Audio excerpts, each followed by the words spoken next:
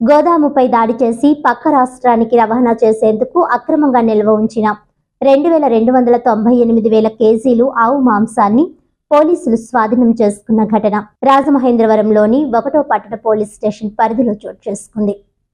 CI Muralikrishna వివరాల మేరకు కేరళ రాష్ట్రానికి చెందిన జార్జ్ నికాస్ మిట్టా థానికల్ వాగ్గేయ అనే వ్యక్తి రాజమహేంద్రవరంలోని బ్రాడీపేట వద్ద నివాసం ఉంటున్నాడు. అతడు తాడితోట వద్ద మేక, కోడి మాంసం విక్రయ లైసెన్సుతో దుకాణం నిర్వహిస్తున్నాడు. గత నెల రోజుల క్రిందట ఓ శీతల గోదాం ఏర్పాటు చేసుకొని వివిధ ప్రాంతాల నుంచి ఆవు మాంసాన్ని సేకరించి ఆ శీతల గోదాం వద్ద తనిఖీలు చేస్తున్న ఎస్ఐ కేశవమంగ నిల్వ చేస్తున్న మాంసాన్ని కేరళ రాష్ట్రానికి ఎగుమతి చేసేందుకు సిద్ధమవుతున్నట్లు విశ్వనీయ సమాచారంతో ఎస్ఐ కేశవ అతడి బృందం శీతల గోదామును తనిఖీ చేశారు.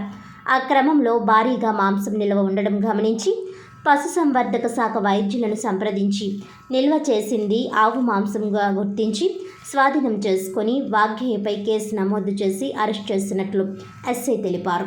గోపాలండి, నాది యానిమల్ రెస్క్యూ ఆర్గనైజేషన్ కాకినాడ. మాకు వచ్చిన సమాచారం మేరకు చుట్టుపక్కల అనధికారికంగా నిర్వహిస్తున్న అక్రమ కబేళాల నుంచి మాంసాన్ని తీసుకొచ్చి ఇక్కడ ఈ తాడితోటలో ఉన్న ఒక భవనంలో ఇల్లీగల్గా ఫ్రీజర్ చేస్తూ అది ఇతర రాష్ట్రాలకు ఎగుమతి చేయడం అనే ఇన్ఫర్మేషన్ వచ్చింది. దీంతో జిల్లా యంత్రాంగానికి తెలియజేయడం జరిగింది. ఇమ్మీడియట్గా పోలీస్ యంత్రాంగం చాలా స్పీడ్గా స్పందించి రావడం జరిగింది. తీరా లోపలికి వెళ్ళి చూసేసరికి 3 టన్నుల పైన మాంసం, గోమాంసం ఉండడం జరిగింది.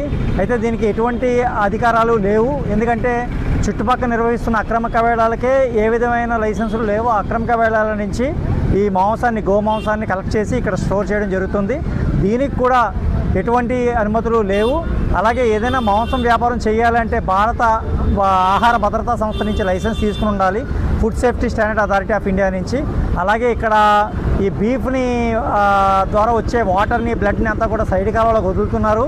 అది కూడా పర్యావరణానికి ముప్పు. ఇటువంటి యాక్టివిటీస్ ఏం చేయాలని ఆంధ్రప్రదేశ్ పొల్యూషన్ కంట్రోల్ బోర్డు వారు అనుమతి తీసుకొని ఉండాలి. ముఖ్యంగా ఏంటంటే ఇటువంటి వ్యాపారాలు బాగా పెరగడానికి కారణం చుట్టుపక్కల ఉన్న అక్రమ కబేళాలే. ఈ అక్రమ కబేళాలపై ఉక్కుపాదం మోపాల్సిందిగా మేము జిల్లా యంత్రాంగాన్ని కోరుతున్నాం. అలాగే ఈ మాంసాన్ని, ఇప్పుడు ఈ గోమాంసాన్ని అంతా కూడా పోలీస్ అధికారులు, రెవెన్యూ అధికారులు, మున్సిపల్ అధికారులు దాన్ని పర్యవేక్షిస్తున్నారు. దీన్ని శాంపిల్స్ తీసుకుని తదుపరి చర్యలు జిల్లా యంత్రాంగం తీసుకుంటారు. ఈ విషయం మీద కలెక్టర్ గారిని కలుస్తామండి, తప్పకుండా కలుస్తాం. కలెక్టర్ గారిని కలుస్తాం. అలాగే జిల్లా ఎస్పీ గారు కూడా చాలా స్పీడ్గా స్పందిస్తున్నారు. కాబట్టి అక్రమ కబేళాల మీద ఆయన ఆల్రెడీ పోలీస్ యంత్రాంగం ద్వారపూడి, గోకవరం, కోరుకొండ తదితర ఏరియాల్లో రైడింగ్ చేసి మధ్య పట్టుకున్నారు. అయినా కానీ చిన్న చిన్న కబేళాలు ఇంకా మళ్ళీ మొదలవుతున్నాయి. దీనికోసం జిల్లా యంత్రాంగం అలాగే జిల్లా ఎస్పీ గారిని కూడా కలుస్తాం. Thank you. నమస్తే అండి. మధ్యాహ్నం పోలీసుల ఇన్ఫర్మేషన్ ప్రకారం తాడితోట వైఎస్ఆర్ బొమ్మ దగ్గర బ్యాంబే గృహాల పక్కన గోడానికి వచ్చి రైడ్ చేయడం జరిగింది. దరదరగా 2,000 కిలోల బీఫ్ ఐడెంటిఫై చేయడం జరిగింది. అంటే ఆవు మాంసం. దాన్ని ప్రిజర్వ్ చేసి పెట్టారు. కిలో ప్యాకెట్లు, 2 కిలోల ప్యాకెట్లు. దాన్ని స్వాధీనం చేసుకున్నాం.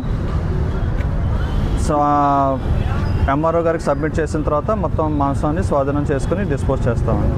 ఈ ల్యాబ్ సంబంధించిన ఫారెన్సిక్ ల్యాబ్కి పంపిస్తామండి. విజయవాడ పంపిస్తారు. మా రిపోర్ట్ వేరేగా ఉంటుంది. ల్యాబ్ రిపోర్ట్ వచ్చాక అప్పుడు దాన్ని నిర్ధారణ చేసుకుని మొత్తం డిస్పోజ్ చేస్తాం. చర్యలు తీసుకుంటాం. ఎవరైతే దొరికారో ఆయన మీద చర్యలు తీసుకుంటాం. ఎన్ని నెలల నుంచి జరుగుతుందంటారు? నాకు ఐడియా లేదండి. 8 నెలల నుంచి అన్నది ఇన్ఫర్మేషన్ వచ్చింది. మాంసం దొరికిందని వచ్చాం.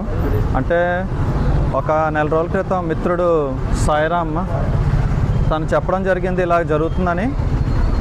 కానీ ఇది నా దాంట్లోకి రాదు. హెల్త్ డిపార్ట్మెంట్ వాళ్ళు దాంట్లో చూసుకోవాలి కాబట్టి నేను దీని మీద చేసుకోలేదు. ఇక్కడ నుంచి మేము చూసుకుంటాం. 2,000 కిలోలు ఉందండి. 2,200 కిలోలు ఉంది మాంసం.